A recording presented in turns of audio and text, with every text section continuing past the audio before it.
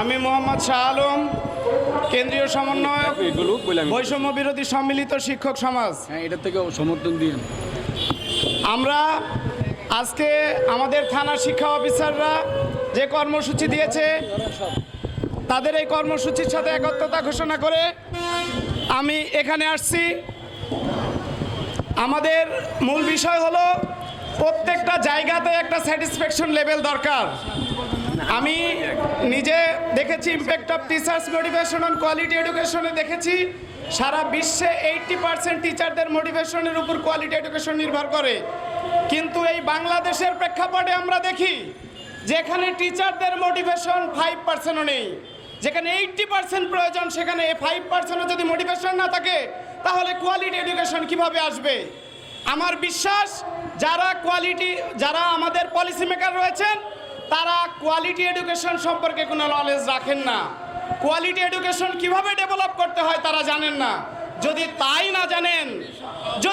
না জানেন তারা ওই বড় বড় চেয়ারগুলোতে থাকবে? তাদেরকে জানতে হবে কিভাবে কোয়ালিটি এডুকেশন ডেভেলপ করতে হয়। একজন শিক্ষককে বঞ্চিত করে কোয়ালিটি এডুকেশন কিভাবে ইনশিওর করবেন?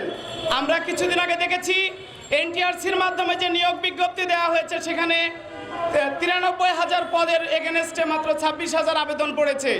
হয়তোবা ওখানে কিছু আবেদনের প্রসেসে লিমিটেশন ছিল বটে, কিন্তু তারপরেও সেটা ব্যাপক পরিমাণে হতে পারত। কিন্তু সেটা না হওয়ার পিছনে একটাই কারণ বলে মনে করি, এখানে টিচারদের মোটিভেশনের অভাব। আমরা লক্ষ্য করেছি কিছুদিন আগে এনটিআরসির মাধ্যমে নিয়োগ হয়েছে, যেখানে সেই উত্তরবঙ্গের টিচার সেই দক্ষিণবঙ্গে গিয়ে চাকরি করে, যেখানে 12,500 টাকা বেতন পায়, 1,000 টাকা বাড়ি ভাড়া। কি হাস্যকর টিচারদের নিয়ে! যেখানে একজন সচিবের কাজের কর্মচারীর জন্য 30,000 টাকা ভাতা নিতে পারেন, সেখানে একজন শিক্ষকের জন্য বেতন কিভাবে 12,500 টাকা নির্ধারণ করতে পারে? একটু ভাবতেই অবাক লাগে। আমরা চিন্তা করার জন্য না, মাঠ পর্যায়ে হ্যাঁ, এসিতে বসে এটা চিন্তা করলে চলবে না, মাঠে আসতে হবে। আমি কোয়ালিটি এডুকেশন ডেভেলপের ব্যাপারে বারবার বলতে চাই এই জন্য, কারণ হলো আমার দেশে যখন আমরা বলি পদ্মা সেতু হয়েছে, মেট্রো রেল হয়েছে, ফ্লাইওভার হয়েছে, ইঞ্জিনিয়ারগুলো বাইরের থেকে নিয়ে আসছে। কারণ এই দেশে কোয়ালিটি এডুকেশন ইনশিওর করার মতো শিক্ষককে তৈরি করা হয় নাই, শিক্ষককে মোটিভেশন দেওয়া হয় নাই, কোয়ালিটি পার্সনকে শিক্ষকতায় নেওয়া হয় নাই।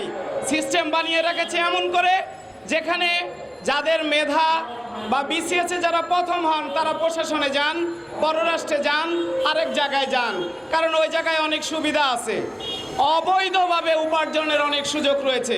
শুধু সুবিধা বললে তো বেতন তো সেই 22,000 টাকা বেসিকই, আহামারি পাওয়ার কিছু নেই। ওই জায়গাগুলোতে অনৈতিকভাবে যাওয়ার সুযোগ রয়েছে, কিন্তু তারা সেই অনৈতিকতার লোভে এই শিক্ষকতাতে না এসে অন্য জায়গায় যান। আর আমাদের যদি শিক্ষকদের জন্য আলাদা বেতন কাঠামো তৈরি করা হতো, শিক্ষকদের জন্য আলাদা সুবিধা নিশ্চিত করা হতো, তাহলে মেধাবীরা কিন্তু তাদের প্রথম চয়েসটা বিসিএসের শিক্ষক হিসাবেই দিতেন। কিন্তু আমাদের এই পলিসি সেভাবে তৈরি করেন নাই।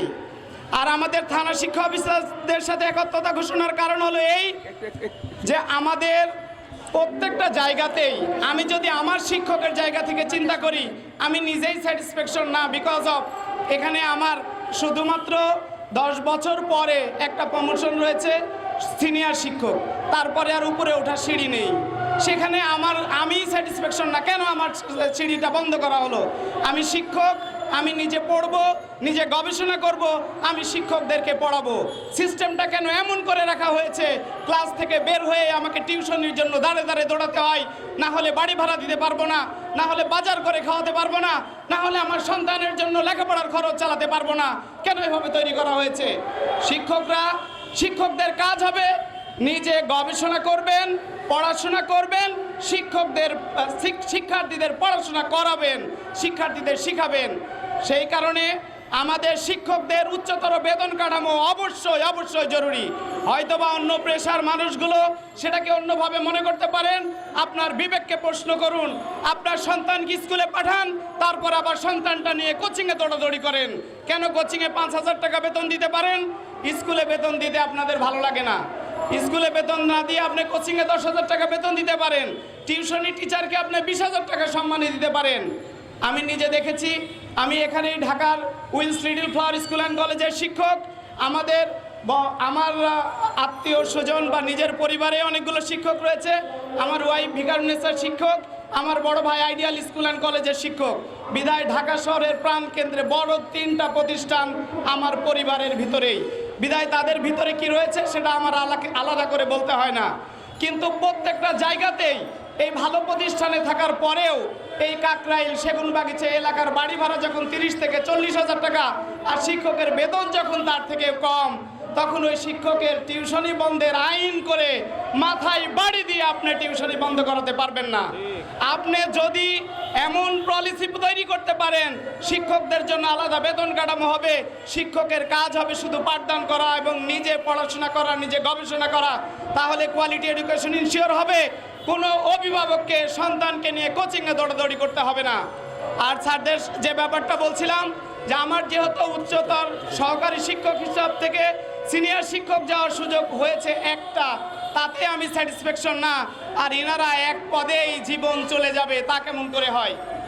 এনাদেরও পদোন্নতির ব্যবস্থা থাকবে এবং শিক্ষা কমিশন গঠন করে কিভাবে শিক্ষা ডেভেলপ করা যায় আমি সেটার জন্য অনুরোধ জানাবো।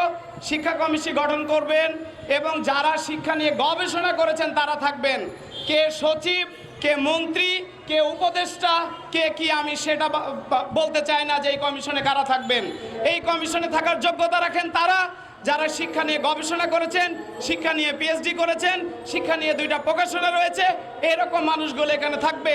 তারা চিন্তা করতে পারবে কাদেরকে কোথায় দিলে কিভাবে ডেভেলপ করা যাবে, এই চিন্তা করে। আর এই যে পদোন্নতি আপনি পরবর্তীতে কি করবেন, কাকে নেবেন সেটা আমি বলতে চাচ্ছি না। আমি যেটা বলতে চাচ্ছি, আমি কেন একটার ভিতরে সীমাবদ্ধ থাকবো? এই মানুষগুলো বছরের পর বছর, যুগের পর যুগ একই পদে রয়েছে, তাদেরও পদোন্নতি দরকার। তাদের যদি পদোন্নতি না থাকে মেন্টাল স্যাটিসফ্যাকশনটা কোথা থেকে আসবে? পদোন্নতি তো মোটিভেশনের একটা পার্ট।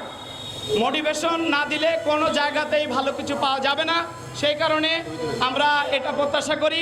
আমরা বৈষম্য বিরোধী সম্মিলিত শিক্ষক সমাজ গত 9 তারিখে বাংলাদেশের 64টা জেলায় স্মারকলিপি দিয়েছি শিক্ষা প্রতিষ্ঠান জাতীয়করণ করার জন্য। এই জাতীয়করণ করা হলে এই মুহূর্তে একটা কাজ হবে, সেটা হলো আমাদের মানসিকতার জায়গা থেকে আমি কিছুটা অ্যাচিভ করতে পারবো।